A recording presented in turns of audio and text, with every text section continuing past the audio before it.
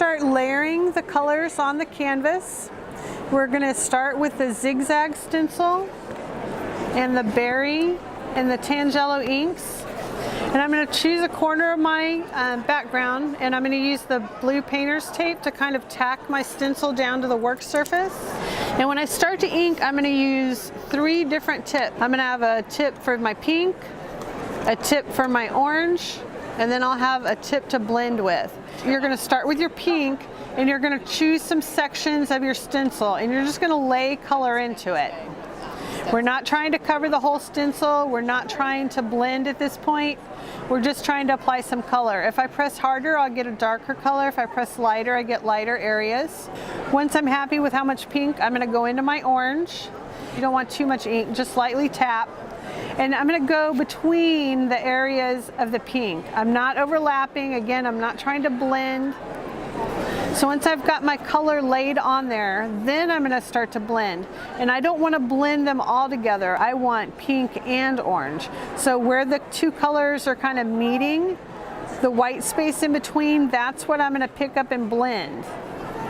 So I'm just going to work across the pad, and I'm blending where the 2 colors meet. So I don't necessarily need to get a complete pattern. I'm just going to make sure I've kind of covered my white spaces and blended my oranges and pinks together. So then I'm going to remove my stencil, and that's what I end up with. I've got areas of pink, I've got areas of orange, and then I've got areas where they're blended together. Pick a different spot to add more color to my background. I'm just trying to layer, create some texture. So this is my first layer. So again, I'm going to pick some areas and go in with my pink, and then fill in with my orange.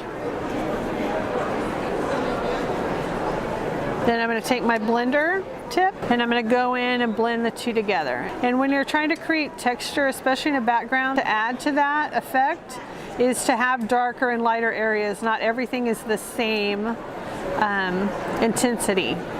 And once again, I'm going to move my stencil 1 more spot. And I'm kind of turning my stencil so it's got a different orientation each time as well. And this can go pretty fast once you start working it. And then again, go back in and blend. And you don't want to go over the edge of your stencil. You end up with a hard edge, and you can kind of fade in and fade out. And so there's my canvas so far. I've got a little smudge there, but I'll cover it up with a different color. So then we're going to go in with our Sunshine and our Limelight, and we're going to use our star point stencil. I'm going to lay my stencil on, I'm going to tape it down.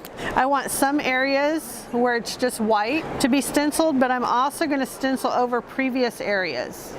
So again, take your first color. I've got green. I'm adding a little green. Then I'm going in with my yellow, laying in some yellow areas, and then I'm going to take a 3rd tip, a blender, and blend my 2 colors together. Okay, pick up my stencil and move it. I'm going to cover that little smudge I had earlier. Working with these is very forgiving. You mess up, just cover it up with another stencil or another color. These tips are washable and reusable. Okay, and I'm going to do a little bit more over here. Same techniques.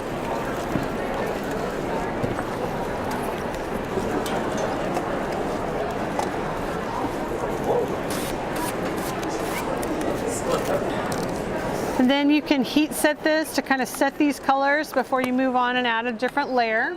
And then I'm going to use the burst pattern to add some more. So it'll kind of be our focal point. It's a bigger pattern, darker colors, and I'm using Ocean Breeze and Lilac, and I did the same techniques. Same layering, apply it, 2 different tips, and then blend them together. And the last thing I did is I used one of the new mini stencils and added a few little flowers using the Lilac and the Ocean Breeze.